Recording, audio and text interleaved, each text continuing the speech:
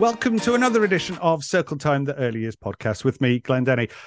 I'm so excited to be joined today by a trainer, a researcher, an author, artist educator, an associate trainer of early education, and a traveling tutor with the Froebel Trust as well. I'm delighted to have Pete Moorhouse with us. Pete, welcome. Thank you very much. Really nice to be joining you. So, Pete, I mean, we were just talking just before we started recording, and I suppose, like I was saying to you, that most people in early years kind of associate you with woodwork. How did that come about? Well, I mean, I've been an artist educator in schools for over 25 years, but I think it really came about just because I just really observed that woodwork was just a particular sort of activity and medium that children were just really drawn to. And incredibly popular with children, but also what we really observed was quite significant sustained levels of engagement. So it just seemed that there's something quite special going on there. And I think, maybe it's, partly, the excitement of using real tools, which, quite authentic learning, being part of the adult world in that sense, but also that it's just another way for children to express their imagination. And I think some children particularly thrive on working in a more sort of three-dimensional sort of way and constructing with wood. Definitely. I mean, it's that bit. So when it kind of came about and through your observations, were you kind of approached by settings to kind of sort of train them how to use tools and things safely? Because obviously you don't want a 3-year-old running around the playground with a hammer. So I mean, how did it come to sort of putting that into practice with? Yeah, well, interestingly, I mean, when I first started off working as an artist educator in nursery schools, previously I'd only been really working with A-level students, GCSE students, around art, because I'm a professional sculptor, so that was sort of my avenue in. But the head teacher had been to Reggio Emilia, and she had seen the role that artists could play, really enhancing creativity in a centre, working together with children and with staff to really sort of promote creativity. So, my work was very varied, with lots of different media and materials, working in a very sort of open-ended way. But the woodwork was something that, just over time, we just kind of realized there was more potential there. So it's something that became a bit of a focus. And then, it was a very gradual, it was nothing that was planned. It's just that, we were really doing something quite interesting, and then other nurseries wanted me to share a little bit about what we were doing. So it happened very sort of organically. So the training is sort of like, bit by bit, and then it's developed over the years. And now, clearly I've become quite an expert in the field, which is nice. It's a nice, thing that I can offer. Absolutely. So if a setting new to it was kind of looking to start introducing woodwork and that, where's the best place really for them to start? What would be their absolute starting point? Yeah, well, it's interesting. I think, woodwork is probably one of the more tricky things to get up and running smoothly in a setting. There's quite a lot of considerations to think about. Obviously, as educators, our first priority is to the health and safety, the care of our children. So, thinking about that it obviously is important. Also, a lot of practitioners, particularly these days, actually, have had very little experience with working with tools themselves. So, and it's really important that staff feel confident, to be able to introduce woodwork. So I think having a professional CPD is really, a great way to really get it embedded. I mean, I do that in setting for nurseries and schools around the country. And I've also got an online in-depth course, a set of 8 hours, 8 videos of an hour each, which is, a nice way for people to be able to access it who couldn't, who'd find it hard. And also for schools at the moment, even just releasing people for professional development is getting more difficult. And then there's the book, which is an in-depth manual, which published by Routledge. So that's again a sort of a teacher's manual, which can be a starting point as well. But I think there's no substitute to real hands-on, professional development. Really does help. Yeah. Definitely. Thinking back as well, like I mean, I've been in early years for about 26 years now, so I've seen a lot of changes come and go. But one thing I remember clearly back from my early days was our sort of regulators, our inspectors were coming in to check on us, like, but you're not doing woodwork. And I remember that coming in, but it's that bit where they were expecting us to do it, but actually, possibly we lacked the confidence, but also we lacked the training, and there was no offer of the training as well. So that the different mediums we have now is so accessible. Yeah, well, I mean, it used to be part of teacher training going back, back into the 50s and 60s. But unfortunately, I think it was the sort of like the litigation culture, compensation culture that sort of crept in, really had an impact. And, a lot of local authorities became quite fearful of embracing any sort of activity that was perceived to have an element of risk attached to it. But fortunately, things have really changed in the last decade or so. And I think there's a number of reasons. I mean, I think the forest school movement has been really positive, getting people outdoors and embracing tools in that sort of woodland setting as well. But the real sea change was actually Lord Youngwood did an audit of health and safety across industry and education, and he highlighted that many children were being denied opportunities because of this over fear of litigation. And then all of his recommendations were accepted by the government. Then the health and safety executive put out very proactive messages, highlighting the importance that children need to embrace risk in a positive sense.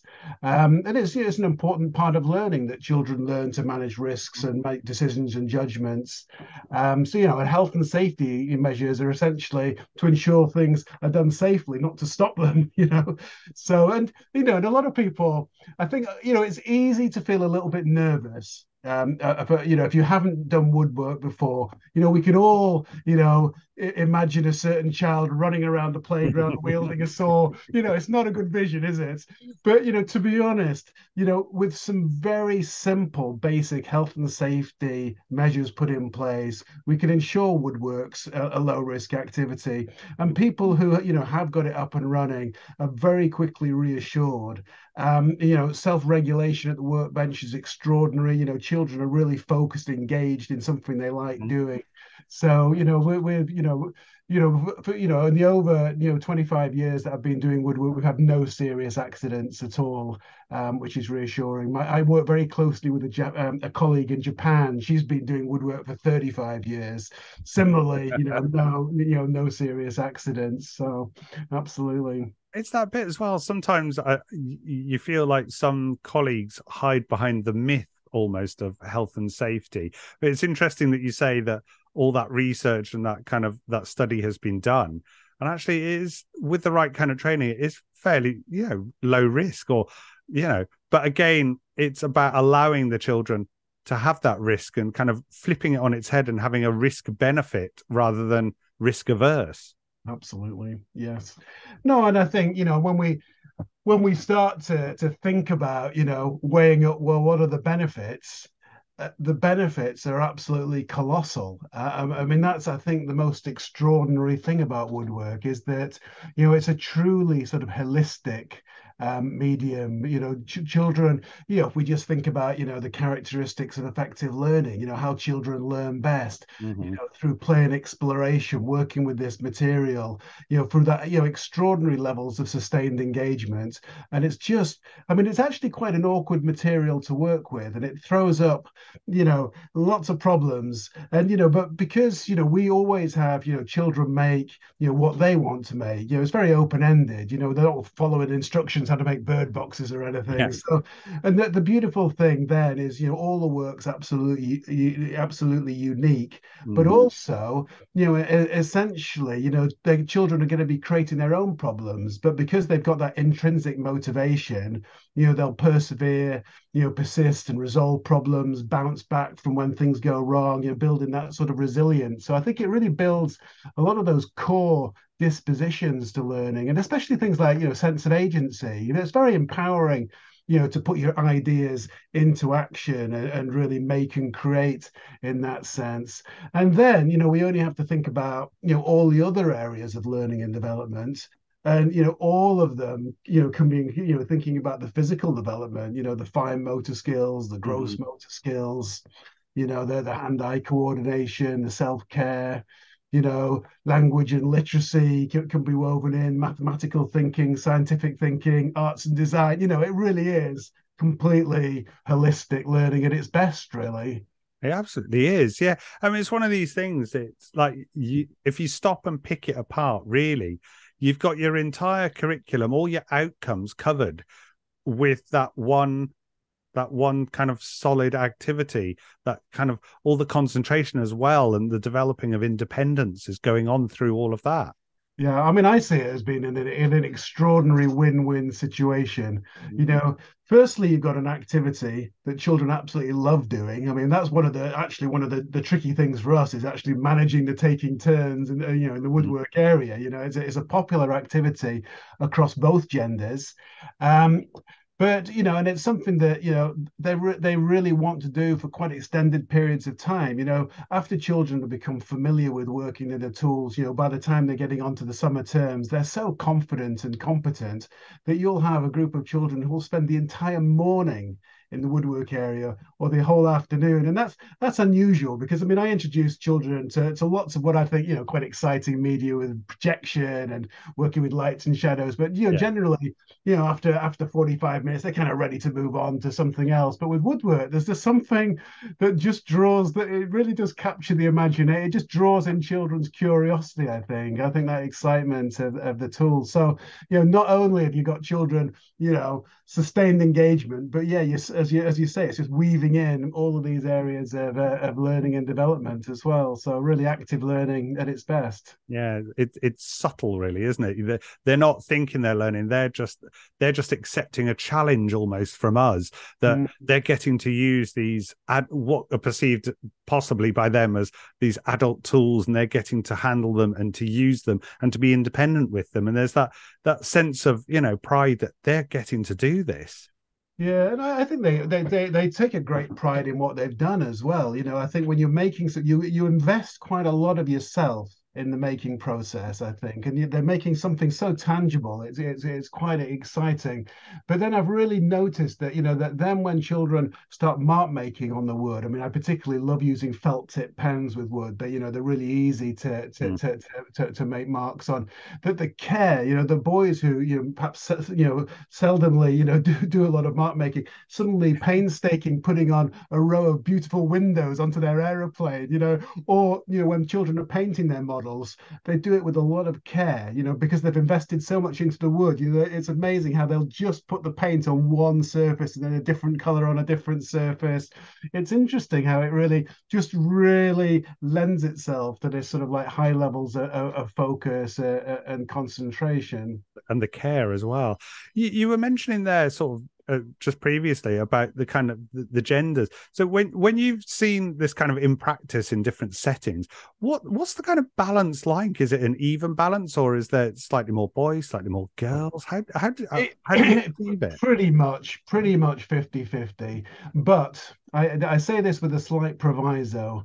Woodwork is still very much perceived across Mm, society, really, as to be more of a male activity. yeah. And, even 3-year-olds are already going to have preconceived ideas that woodwork is more of a male activity. More people they see in the community will be men working with tools. Still, sadly, a lot of the images in books are men working with tools. So Hmm. I think it's really important in terms of equal opportunities to really counter that. So what we all, because otherwise, if you just said who wants to do woodwork, it could well be that the boys sort of take over a little bit of the woodwork area. So what we do as a way of counteracting that is actually introduce the tools to all the children, especially because they're quite outside their knowledge base. And Yeah. then they can make an informed decision about whether they want to continue doing woodworks. Now they've got that sort of, that they can be informed from that experience. And by doing that, we've noticed that there's absolutely no gender difference whatsoever, really, in who enjoys doing woodwork. And also, I would really recommend, practitioners. I mean, I've got a book list of all the books that have got really positive role models of girls and women using tools and engineering and stuff like that, to sort of counteract some of those stereotypes, and even having some posters in the woodwork area of sort of women working with tools. But Mm. I think, it's really important that we challenge those stereotypes quite robustly in early years, really. Okay, yeah. I mean, like you say, I mean, definitely. I'm thinking back to various storybooks and things that I've read, and you're right. There is still that gender imbalance, and it's kind of it's interesting that this activity could also be used for that to kind of to counter that image that it's only boys that use these, and girls don't touch them, and and it's interesting that there's a 50-50 mix as well. Yeah, the earlier we challenge these stereotypes, the better. It's really important. I mean, I think that in terms of trying to encourage more girls and women to go into STEM type careers. That those building blocks is start with us in early years. So I think, yeah, absolutely, really important. Definitely. I mean, so for example, so we say we're in our setting and we're setting that up. What would be, how much input should the adult have into what the children are doing? Like, say, I mean, I'm saying that they're confident in it and they've been set up, but how much should the adult kind of, I don't want to use the word interfere, but I'm going to use the word interfere because I can't think of another word. But how much input should they have into this?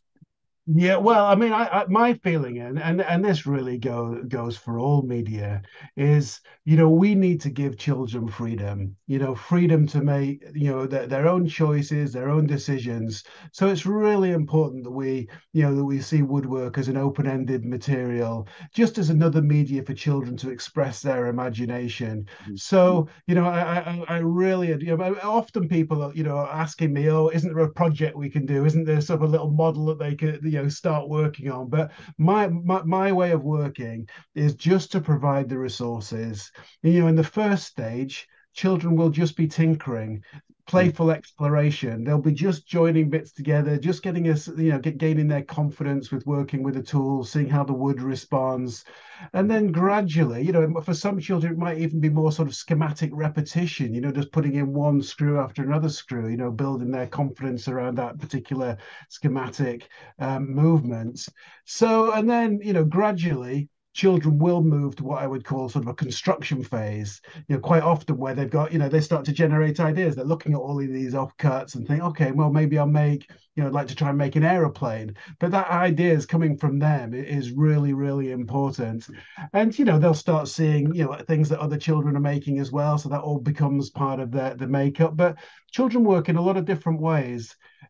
Some children will be making work that's sort of like, symbolic representation, quite sort of realistic work. Mm. Other children will be working more abstractly with shape.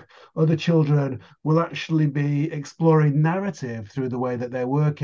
So I think, that's the beauty of keeping, any media open-ended. It just allows a multitude of different ways of working. And I really believe that children, by and large, will gravitate to a level of challenge which is appropriate to their stage of development, rather than us when we're doing adult directed learning, where we're assuming all of the children at the same stage, trying to get them to follow your instructions. All of that just falls apart. So I think, keeping things open ended, but, we need to be there for guidance.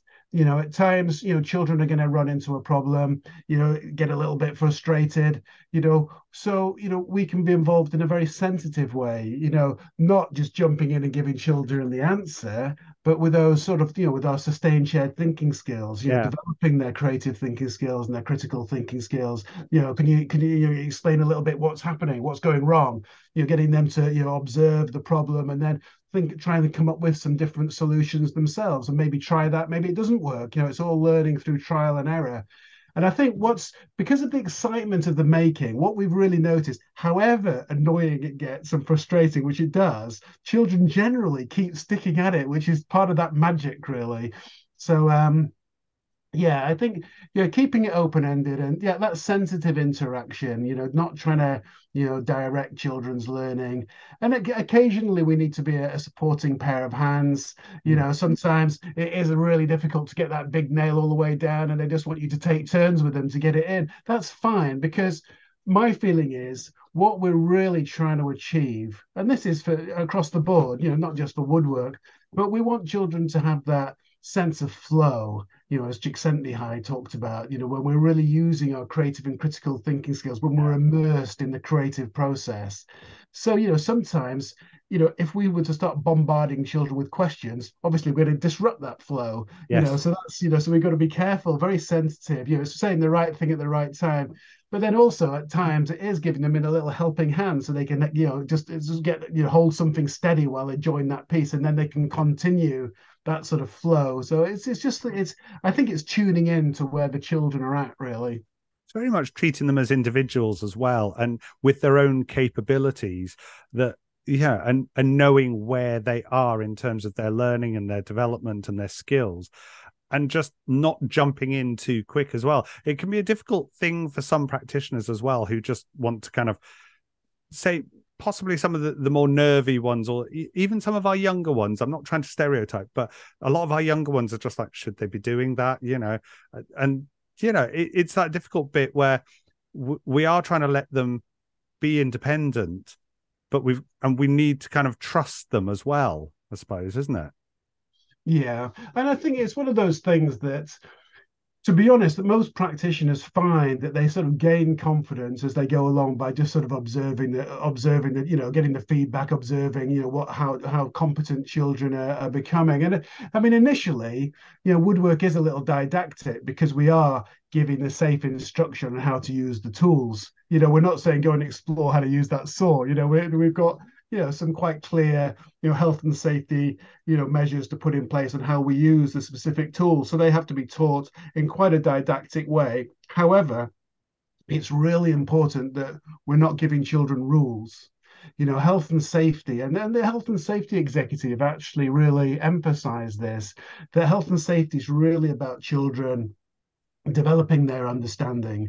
So you should be able to go to any of the children and say, why are you wearing those safety glasses, and they should be able to tell you exactly why they're wearing them. It's not just Yeah, because they've been told to wear them, it's because they know it's protecting their eyes and that's why they're wearing them. So just embedding that thinking.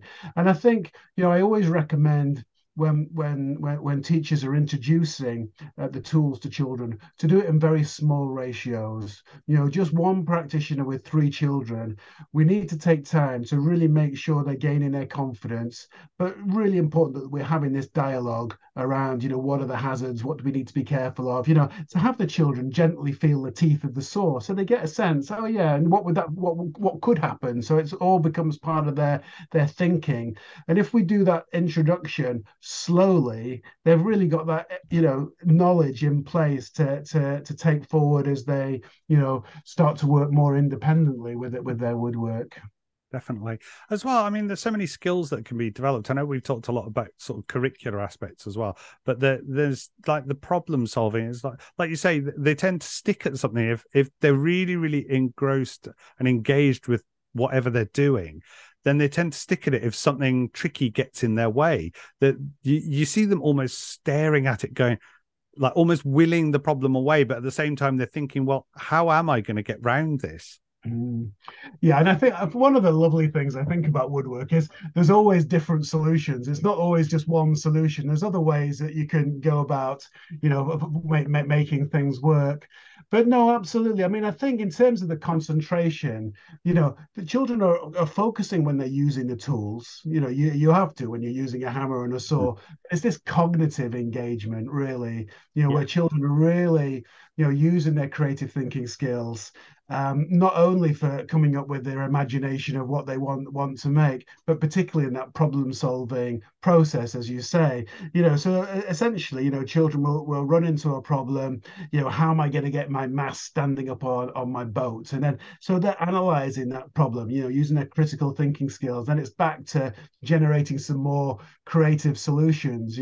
Could we try with a block? Could we try with a nail? Could we get a try with a couple of screws? All these different, and often they'll try something, it still doesn't work. So they've got to, re-strategize, trial and error, always using those critical skills to reflect on what's happened, and do they need to come up with another strategy? So essentially in the process of making, and I think that's what draws children into this, state of flow. It's just a dance going backwards and forwards between those sort of creative and critical thinking skills.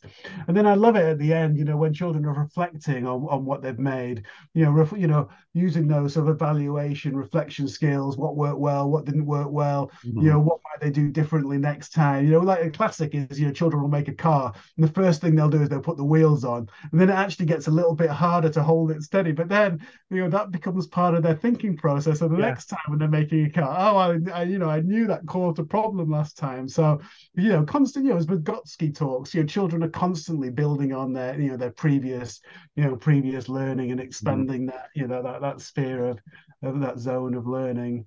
So yeah, no, really, really great problem. I mean, to be honest, I think it's just one of those materials which just is really problematic, and I think that's just, for me, it's just part of the magic of it, really. Brilliant. So, I mean, we're talking about children solving problems, but yeah, say we're introducing this into the setting. What do you think are the sort of the main kind of challenges to actually getting this into a setting or a classroom that that you might encounter? Well, I mean, firstly, woodwork comes at a cost. Mm. Um, it takes a bit of investment. You have to have a workbench, a solid workbench. I mean, you can make one yourselves and buy a vise, and so there's lots of ways you can make things cheaper. On my website, I've got instructions how to make your own workbench and so forth, or repurpose a kitchen table or so forth. You've got to invest in the tools. So Mhm. I think, as a setting, you've almost got to believe in the value before you start. Yeah. That it is going to actually, it's going to be worth all of this investment. And then, and I think, yeah, I mean, in terms of the wood, ongoing costs with nails and screws. So there's that sort of side to it. And then I guess one of the real challenges with woodwork, and I think this is that children have a wonderful habit, really, of joining quite a few bits of wood together quite quickly.